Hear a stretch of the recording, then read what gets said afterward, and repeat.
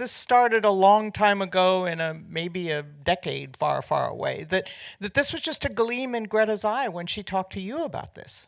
Yes, Greta heard that we were thinking about making Little Women, and she barreled into our offices and told Denise Denovi and Robin Swicord and I that she was going to direct this movie and that she would also write it. Now, Greta had not even made Lady Bird yet. I don't think Greta had written Lady Bird yet. And we were like, okay. And she said, I'm going to go back to the novel.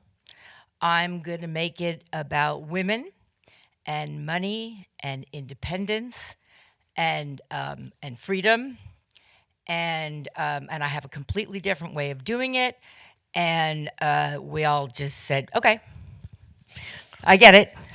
She was so persuasive and so clear and had the movie completely in her head from the very first moment we met her. What was it then, Greta, that made you think, I'm doing this movie, I'm doing it fresh, I have something to bring out what this story is about? Well, for me, it was this incredible synchronicity of. To begin with, it was the book that I grew up with. It was the book that I loved over all books, and the character of Jo March in particular was my character. But all of the girls, they felt like my sisters and my memories. So I had it very deep in my emotional landscape. And then when I was 30, I reread the book. And I couldn't believe how modern it was and how fresh it was and how it felt like it could have been written yesterday. And I felt like I almost had this feeling of like, has anyone ever read this? Ever? Because why, it's incredibly weird. And so I thought, well, I think I would want to make a movie grounded in when they're adults. And then I kind of had this idea of like, all of these different themes and things I wanted to do, but I didn't know, I hadn't made a movie yet alone. So anyway, then I heard that Amy Pascal was interested, and I did come in and say a bunch of overly confident things that then I immediately left her office, and I was like, what was I thinking? But I'm glad that I did because it was something I was really passionate about. So it just sometimes I think. There are things that you think you know, and then you look at them again and you realize you'd never actually seen them in the first place. And that's how I felt about Little Women. And that's how I felt about the significance of what Louisa May Alcott did for my life. Suddenly was just put in this clear relief. And I was like, I have to give this back somehow. Part of this book is about money, and it is. You see at the end, Jo negotiating what she's going to get. How about the money for getting this done? Oh, about the money for making the movie? Yeah, were you guys as tough as Jo? We had no money. Yeah. What I will say is the book is about money from the very first line of the book, which is Christmas won't be Christmas without any presents. And it's a thread that goes all the way through the book. And it's a big theme in Louisa May Alcott's life. In the movie, we kind of collapse Louisa May Alcott and Jo March, but Jo March, she got married and she had children, and Louisa May Alcott never got married, never had children, but she did keep her copyright. She knew to do that. And in any case, this sort of businesswoman artist who was ahead of everyone, who was ahead of even what narrative was allowing women to do, was fascinating to me. And then, of course, with movies, it's an amazing, the meta-ness extends to discussions that you have about how much money you get for your movie about girls. Greta, from the very beginning, said she wanted to make this movie an epic. She wanted to because girls deserved an epic movie about their lives. And she said, I'm making it on film, and I want all the tools that all the boys get to make their movies. Yeah. And then there's a line in the movie that Florence says where she tells Joe that if you make movies, make books about, if you tell stories that are about whatever they're about, that makes them important, even though people might think other kinds of stories are more important. What matters is that you make these stories. And I think that was true for Louise and May Alcott, and I certainly think that was true for Greta. Jess, you went to authentic locations. They let you into places they'd never let anybody shoot before. So, how did you balance those considerations in the look you achieved? Well, I mean, first of all, like Greta said, she wanted. I mean, we went to the place where the story was actually written, which was incredible. To be able to, drive to work where maybe Louisa May walked, the streets and the countryside. So it was not easy to do it there, but it was the right place to be. And so we just tried to create this world that, that was this sort of like, epic world. And it was certainly not easy going into all of these sensitive locations where we couldn't, damage anything. We couldn't make fires in the fireplace. We couldn't light candles. It was like always like a little bit of a difficult situation going in and out of these places. But we managed to, get in and out of them and do justice to the story. And we found a great place to build that March house. It was completely. You spent, 3 months building the exterior of that house? Yeah, we did. We found a great place in Concord, Massachusetts, probably a mile from the real Orchard House, which was totally inspiring for myself and I think all the actors in the movie. And we built the exterior of that house, and then we built all the rooms on a stage, also in Massachusetts. And so Greta and I talked early about having this house. We felt it was like an old jewel box on the outside, an old worn-in jewel box.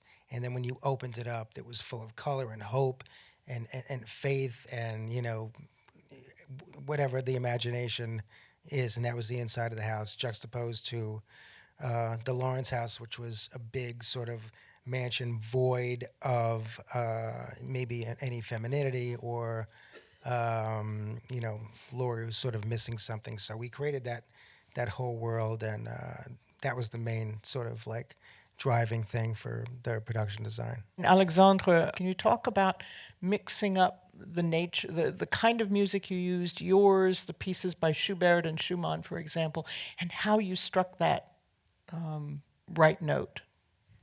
Well, Schubert and Schumann were dead at the time, so we didn't have much conversation didn't together. think they would show up to. No, what we discussed about early on is what Greta just said. The modernity of the book, which is, I mean, it's set in the mid 19th century, but it could be any time and anywhere in the world. It could be today or tomorrow, and that was, I think, very inspiring. We did at some point think together out loud. Should we use more contemporary instruments, and it didn't, it felt a bit under the nose, so we went back to something. So no electric guitar? Something more electronic maybe, but we thought that we needed the organic sounds of more ancient instruments, because there is the presence of this 19th century piano in the pianoforte in the film, and also, even though the film is epic and the sound had to be epic, I didn't want the score to be, playing huge, small. So the orchestra is not a big orchestra, because we're in the house a lot, and I wanted this proximity with the four girls, and something that you could really always be surrounded by, like in a bubble. I remember Greta saying, in a snowball, having this sensation that you are in a warm and comfortable environment, and at the same time the music follows the the diversity of the narration, which is non-linear, and that's one of the great idea of Greta, not having this chronological, sometimes boring way of telling a story. You know, like in some exhibitions, sometimes, you know, when there's an exhibition about a painter, you go from the beginnings to the end, and sometimes it's a bit boring. You want to jump from the end and back to the beginning to understand how the link is made, and that's exactly what Greta did, I think. And how did you do that with the music? It had to change course so subtly to achieve that. Well, the music is also not very linear. There are some, you know, unexpected changes of chords or tempi or instrumentation, just that you feel that you're always on the move. It's not something that's safe and comfortable like a boat on a river. There's more happening. It's a bit more rocky. Florence, what were your impression was of the character you ended up playing, Amy? I loved her. I think I think everybody is very excited by naughty characters, whether they read them or they watch them on screen. It's very fun to watch someone say exactly what it is that they are thinking, because we don't do that. And so being able to play her was just an utter delight, because I got to be this wild, clever, witty little thing. And Greta was just so wonderful with letting me be her. It was pretty blissful, yeah. And what about playing with the sisters as part of that little repertory sense? Because what I think was so fresh was how they dealt with each other, with one another. It didn't seem like each one was waiting her turn to give a speech. It was Howard Hawks. It was everybody was in there like a pillow fight. That's totally to do with Greta. When I first met her, I remember Greta was saying, I want this conversation to be quick. I want it to be like a sport. You should never finish your line before someone else has started theirs. And I remember when I met Saoirse for the first time, I was like, tell me about Greta. What is she like? And she goes, oh, she's really big on dialogue. And I was like, great. She was like, no. You need to come to work knowing your lines, because she's really big on that. I was like, okay. And I missed a few of the rehearsals before before filming started, and essentially the bit that I missed was crucial, which was that everybody needed to be on their cues.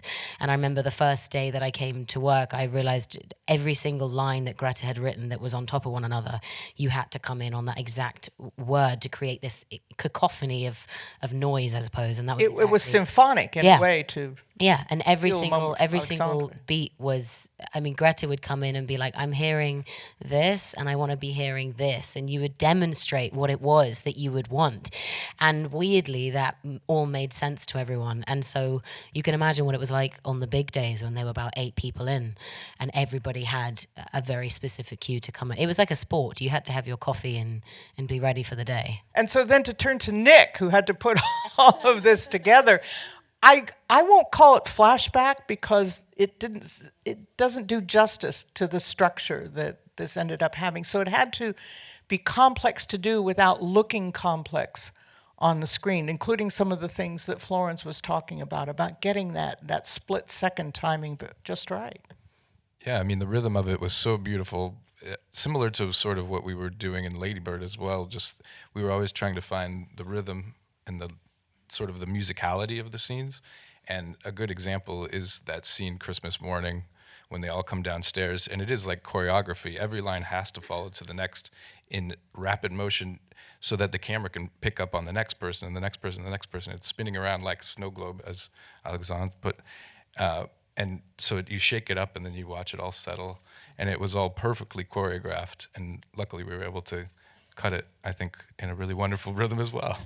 I want to thank you all for coming in, so please thank the panel Thank you. tonight.